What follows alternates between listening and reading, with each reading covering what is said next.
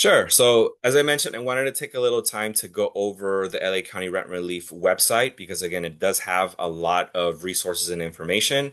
And this will be your kind of go-to to direct folks that may have questions about the program or just want to apply.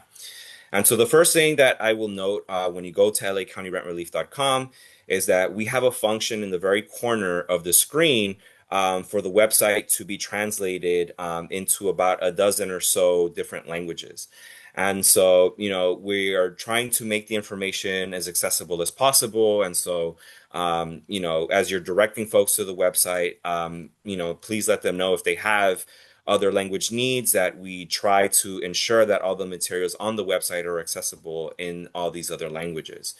And so this includes the application, the program and application guide, which is a very detailed document that provides you step by step on how to apply, which I'll also kind of give you a preview of. But here on the home page, this is the landing page, and this is what you'll see when you get to the website. So it just has the information about how you can apply, the application window, and these buttons for you to get directed to the application itself.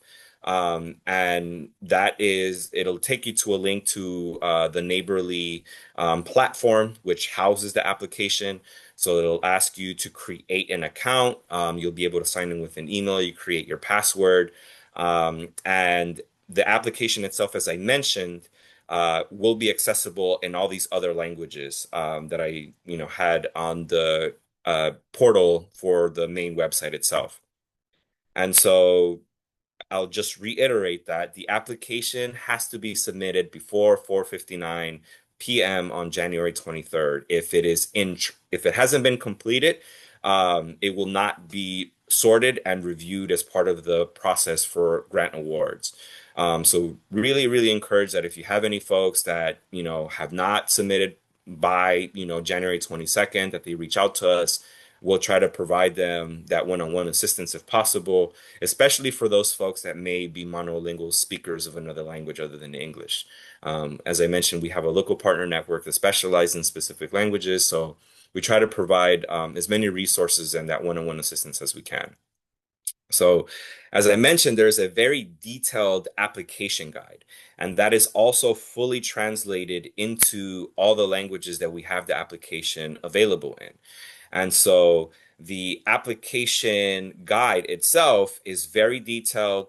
Let me scroll to the top here. And again, it's provides very detailed instructions on the program. All the information that I shared in the PowerPoint is here. The wards, the eligible uses, the methodology for how the program is prioritized.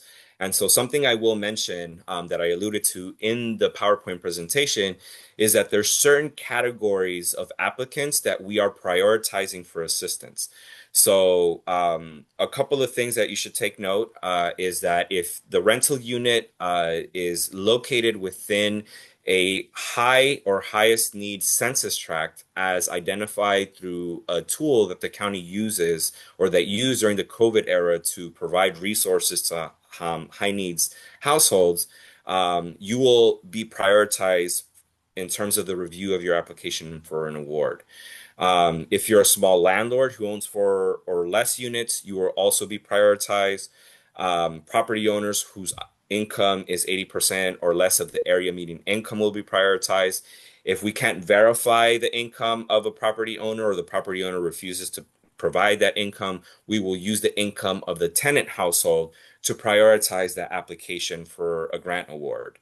And another category of applicants that will be prioritized are those landlords that can satisfy all the back rent that is owed if they receive an award. So if let's say the tenant accrued $10,000 worth of debt during the period that this is covered, but maybe they have other rental debt that was accrued. If the landlord agrees to satisfy all of it, they are prioritized for an award. If they owe more than 15,000, and they're only eligible for 15,000, and they agree to satisfy or to, pardon that other debt that is over the 15,000, they will also be prioritized for a grant. So the more of these categories that an applicant applies for, it will lift their application higher in terms of the prioritization. Um, and so I'll skip all this other stuff because the eligibility criteria I talked about very broadly. There will be certain attestations that the landlord will have to fill out to verify the information that they provided and to determine which of the categories they qualify for. And then there'll be documentation that will be necessary for the landlords to provide as part of the application. And so the application guide that I have in front of you kind of goes through all those different types of documents. For example, proof of identity, there'll be a list of like the eligible types of documentation.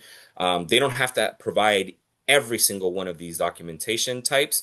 They just have to provide one to, verify proof of identity. But we have a large list of things that they can use. And so for any of the information that is requested of tenants to verify, for example, that they live there and to verify their, whether or not it is them that's on the lease or that the landlord is claiming lives in the property, that list of eligible documentations will also apply to the tenants. And so moving on, at the end, or when you get through that section, there is the detailed guide on how to start the application, how to fill that out. So there are screenshots, step-by-step instructions and how to fill it out. Talks a little bit more detail about the application process in itself, what qualifications the applicant needs, the language, accessibility. Then another important thing that the application guide also includes is how the review process works. And so kind of a step-by-step outlining of the review process. It also goes through application status. So a landlord that has submitted an application will have access to their application status at all times. And so they'll see these different types of statuses that are outlined in the application guide so that they can go there and find out where specifically within this status group they fall under. And it'll give them an indication of where along they are in the review process. And so the applications, they are not reviewed on a first come, first served basis. So when the application portal closes, the review process will begin at that time. And the review will go according to which categories folks fall or fell into, and also how they are being prioritized within those categories. So, for example, category one, which is the wildfire impacted households that certified their hardship during the time frame where the county's temporary protections were in place, they will be reviewed first and based on the prioritization categories that they qualify for. At the same time, concurrently, the tenants in the third category, which can include these immigrant households that were impacted by the federal enforcement, will be reviewed first by prioritization at the same time as category one. And so they'll go in kind of groups. There's over 12 types of kind of sub prioritization groups that people will be sorted into, or households will be sorted into, and applications will be reviewed in that way. So no matter if a landlord submitted their application when the portal opened or at the very last minute, applications were reviewed based on their prioritization in their categories. So very important to mention. So there's, again, various other application status types. If a landlord doesn't qualify, they'll also be notified separately. But if there is an application that maybe still requires the verification or submission of certain documents, maybe the application was incomplete when it was submitted, the application portal for the landlord would also indicate if there's some other status that applies to them. Something else that I will mention is if a landlord receives a notice that they are ineligible, they will have the opportunity to appeal. And so they have the opportunity to submit one appeal, and it has to be submitted within 30 days of them receiving the notification that they were ineligible for the program. So very important. And as I mentioned again, always ensure that folks understand that they have various ways to get in touch with us, primarily through the customer call center and the local partner network. And so going back to the main website, the partner network, if you go under the partner tab within the landing page, goes over who these partners are. And so this local partner network is the group of community-based organizations or other types of entities that are helping us with this one-on-one assistance. And so we have the Chinatown Service Center, Cielo, which is Comunidades Indígenas en Liderazgo. We have Clergy and Lady United for Economic Justice, or known as CLU, and also Clint Consulting. And so each of these organizations has different language capacities. And so here on this web page, we have them listed, what language capacities they do have. So Chinatown Service Center has very specific type of language capacity for Asian language speakers. Cielo has a lot of capacity for Spanish and indigenous languages. Clergy and Lady has Vietnamese, Mandarin, Khmer. And Clint Consulting is our general technical assistance provider, and they only specialize in English and Spanish. So another thing that I want to highlight as part of our website is that we have a list of webinars and events. So currently, right now that we have the application portal open, we're doing a series of online webinars and in-person events that are targeted in very specific supervisorial districts. And so as you navigate this page and you go to the calendar function within this page, you can select a specific date to see what's going on that day. And so it will list any online webinars that are occurring that day or any in-person events.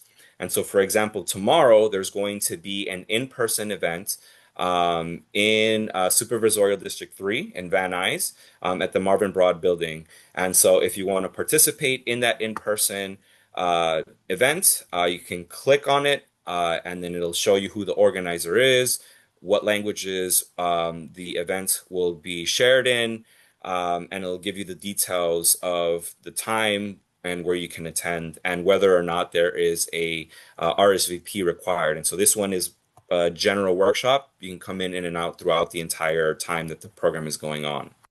For webinars, you'll have a similar landing page. So if you go to, excuse me, let me go back. You select the date, you select the webinar, and you will receive a information or a Zoom link for joining the webinar. So it may ask you to provide some information in order to register for the webinar. So you can get the reminders and the link on how you can join. So lastly, or second to lastly, we have a page within the main application that will go over what documents are required to apply.